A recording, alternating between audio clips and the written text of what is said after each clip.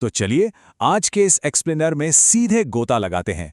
हम एक ऐसे मेडिकल रहस्य की बात करने वाले हैं जिसने खुले समंदर में एक शानदार सफर को रातों रात एक भयानक सपने में बदल दिया। एक ऐसा खामोश और अनजान खतरा जिसके बारे में किसी ने सोचा तक नहीं था। भाग 1 घोस्ट शिप का रहस्य। अब जरा इस टाइमलाइन पे नजर डालिए। 1 अप्रैल को जब ये जहाज अर्जेंटीना के उशवाया से निकला तो सब कुछ बिल्कुल नॉर्मल था, लेकिन सिर्फ 10 दिन बाद 11 अप्रैल को एक यात्री की अचानक बेहद रहस्यमयी तरीके से मौत हो जाती है। हालात कितनी तेजी से बिगड़े इसका अंदाजा इसी से लगाया जा सकता है कि 26 अप्रैल को एक और मौत सीधे एयरपोर्ट पर हो गई। बात इतनी बढ़ गई कि 2 मई आते आते वर्ल्ड हेल्थ ऑर्गेनाइजेशन यानी WHO को इसमें दखल देना पड़ा। मतलब महज कुछ हफ्तों के अंदर एक पूरा का पूरा क्रूज शिप खौफ के साए में आ चुका था। जब मेडिकल जांच हुई तो जो डायग्नोसिस सामने आया उसने सबके होश उड़ा दिए। ये था हंता वायरस। देखिए, ये कोई आम बीमारी नहीं है। हंता वायरस असल में चूहों से फैलने वाले जानलेवा वायरसों का एक पूरा परिवार है। और सबसे डरावनी बात पता है क्या है? आज तक, जी हां, आज तक इसके लिए कोई भी FDA या WHO से प्रमाणित वैक्सीन नहीं बनी है। कोई पक्का एंटीवायरल इलाज भी मौजूद नहीं है। इसका सीधा से मतलब यह है कि अगर कोई इससे संक्रमित हो जाए तो उसे पूरी तरह से अपने शरीर के इम्यून सिस्टम के भरोसे ही लड़ना पड़ता है। भाग 2 हंता वायरस का असली चेहरा। अब इस वायरस के काम करने का तरीका बड़ा ही अजीब है। दुनिया के अलग अलग हिस्सों में ये बिल्कुल अलग रूप ले लेता है। एशिया और यूरोप की तरफ देखें तो वहां ये HFRS के रूप में सामने आता है, जो सीधे किडनी फेल कर देता है और शरीर के अंदर भयानक ब्लीडिंग शुरू कर देता है। वहीं दूसरी तरफ अमेरिका में ये HPS बन जाता है। ये क्या करता है? ये फेफड़ों के अंदर पानी भर देता है। इंसान को सांस लेने में इतनी भारी तकलीफ होती है कि अंततः दम घुटने से जान तक जा सकती है। बिल्कुल अलग तरीके, लेकिन दोनों ही जानलेवा। और इन दोनों ही रूपों में एक बात बिल्कुल कॉमन है, इसका मोर्टेलिटी रेट यानी मृत्यु दर। चाहे ये किडनी पर हमला करे या फेफड़ों पर, मृत्यु दर 50% तक पहुंच सकती है।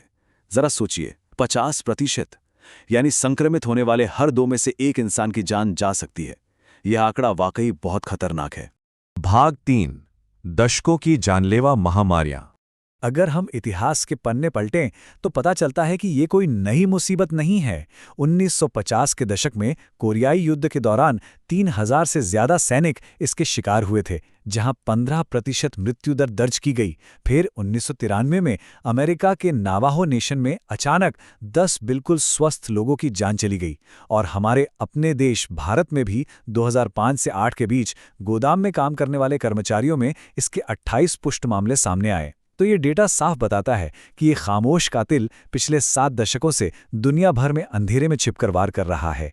दरअसल इसके फैलने के पीछे एक पूरा इकोलॉजिकल चेन रिएक्शन काम करता है, जिसे सबसे पहले अमेरिका के नावाहो आदिवासियों के बुजुर्गों ने नोटिस किया था। होता क्या है कि जब भारी अल-नीनो बारिश होती है तो जंगलों में पाइन नट्स यानी चिलगोजे की बम्पर पैदावार हो जाती है। अब ये चूहों का सबसे पसंदीदा खाना है। ज्यादा खाना मतलब चूहों की आबादी में अचानक से भयंकर विस्फोट। और जितने ज्यादा चूहे होंगे, इंसानों में इस वायरल आउटब्रेक का खतरा उतना ही ज्यादा बढ़ जाता है। सब कुछ मौसम से सीधा जुड़ा हुआ है। खैर, दशकों तक विज्ञान का यही मानना था कि ये वायरस सिर्फ चूहों से ही इंसानों में आ सकता है। लेकिन जैसे जैसे समय बीता, एक बहुत ही डरावना सवाल सिर उठाने लगा। क्या ऐसा हो सकता है कि ये वायरस चूहों को छोड़कर सीधे एक इंसान से दूसरे इंसान में फैलने लगे? भाग 4 एंडी स्ट्रेन का ट्विस्ट। और यहीं इस कहानी में सबसे बड़ा और खौफनाक ट्विस्ट आता है। वैज्ञानिकों ने इसके एक नए स्ट्रेन का पता लगाया जिसे एंडीज वायरस नाम दिया गया। ये हंता वायरस परिवार का सबसे खतरनाक रूप है। क्यों? क्योंकि आज तक की जानकारी के हिसाब से ये इकलौता ऐसा स्ट्रेन है जो सीधे एक इंसान से दूसरे इंसान में फैल सकता है। लेकिन राहत की बात यह है कि हवा में नहीं तैरता। इसके इंसान से इंसान में फैलने के लिए कुछ बहुत ही खास और करीबी परिस्थितियों की ज़रूरत होती है, जैसे बेहद करीबी शारीरिक संपर्क। ये एक ही बिस्तर शेयर करने या शारीरिक तरल पदार्थों के संपर्क में आने से फैलता है। अक्सर ये उन लोगों को अपना शिकार बनाता है जो किसी संक्रमित मरीज की बहुत करीब से देखभाल कर रहे होते हैं। और हाँ, इस स्ट्रेन में सुपर स्प्रेडर्स पैदा करने की भी ताकत होती है, जो अकेले ही कई लोगों को संक्रमित कर सकते हैं। अब वापस उस क्रूज शिप वाले रहस्य पर आते हैं। दरअसल मार्च में एक डच कपल उशवाया के एक लैंडफिल में बर्ड वॉचिंग के लिए गया था। प्रॉब्लम यह थी कि उस जगह पर चूहों की भरमार थी। अप्रैल की शुरुआत में ये कपल क्रूज शिप पर सवार हुआ और मध्य अप्रैल आते आते जहाज पर आउटब्रेक शुरू हो गया। देखिए, इस वायरस की जो ट्रांसमिशन विंडो होती है ना, वो सिर्फ एक दिन की होती है और वो लैंडफिल वाला ट्रिप इस एक दिन की टाइमलाइन के साथ बिल्कुल सटीक बैठ गया। आगे बढ़ते हैं, तकनीकी और जैविक व्यवधान। अब अगर हम इस जैविक खतरे की तुलना आज के तकनीकी बदलावों से करें तो काफी समानताएं दिखती हैं। बिल्कुल एक वायरस की तरह जो पूरे इकोसिस्टम को रातों रात बदलकर रख देता है, आज के पावरफुल आर्टिफिशियल इंटेलिजेंस टूल्स भी कुछ वैसा ही कर रहे हैं। एआई ने काम करने के पुराने तरीकों को पूरी तरह से विस्थापित कर दिया है। घंटों का काम अब मिनटों में हो रहा है। चाहे कोई वायरस शरीर पर हमला करे या कोई नई टेक्नोलॉजी काम करने के तरीके को बदल दे, दोनों ही हमारे लिए एक बहुत बड़ा डिसरप्शन यानी व्यवधान है। ऐसे में सर्वाइवल का एक ही मंत्र है, तेजी से खुद को ढालना। जैसे तकनीकी बदलावों से बचने के लिए महज 3 घंटे की कोई एआई मास्टर क्लास लेकर खुद को अपग्रेड किया जा सकता है। समय के साथ नई चीजें सीखना और खुद को तैयार रखना, यही किसी भी तरह के भारी व्यवधान से बचने का सबसे बेहतरीन तरीका है। भाग 5, भविष्य की महामारी को रोकना। अब सबसे बड़ा सवाल, क्या ये भविष्य में कोई नई वैश्विक महामारी ला सकता है? अगर हम कोविड या फ्लू जैसे एयरबॉर्न यानी हवा से फैलने वाले खतरों को देखें तो वे बहुत तेजी से फैलते हैं और उनके लिए 14 दिन के लंबे क्वारंटाइन की जरूरत पड़ती है। लेकिन एंडी स्ट्रेन के साथ ऐसा नहीं है। ये हवा से नहीं फैलता और इसकी ट्रांसमिशन विंडो भी सिर्फ 1 दिन की है। यही वजह है कि वर्ल्ड हेल्थ ऑर्गेनाइजेशन फिलहाल इसे ग्लोबल रिस्क के मामले में काफी निचले स्तर पर रखता है।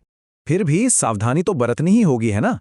इसके बचाव के तरीके बहुत ही बेसिक और व्यावहारिक हैं। सबसे पहले घरों को अच्छी तरह से सील करना चाहिए ताकि चूहे अंदर ना आ सकें। अगर किसी धूल भरे स्टोर रूम में जाना हो तो N95 मास्क और ग्लव्स जरूर पहनने चाहिए। इसके अलावा खाने पीने की चीज़ों को स्टोर करते वक्त साफ सफाई का खास ध्यान रखना और कचरे को सही तरीके से डिस्पोज करना जरूरी है ताकि चूहे आकर्षित ही ना हो। ये वो छोटे छोटे कदम हैं जिनसे इस वायरस को पैदा होने से पहले ही रोका जा सकता है। तो इस पूरे एक्सप्लेनर के अंत में इतिहास और बदलते मौसम के इन पैटर्न्स को देखकर एक बहुत ही गहरा सवाल जहन में आता है। 50% मृत्यु दर और अल नीनो के कारण होने वाले मौसम के चरम बदलाव। क्या हम इंसान सच में कल के उन अदृश्य और खामोश खतरों का सामना करने के लिए तैयार हैं, जो बस हमारी नजरों से दूर कहीं छिपे बैठे हैं? इस पर जरूर सोचिएगा। आज के इस गहन विश्लेषण में जुड़ने के लिए बहुत बहुत शुक्रिया।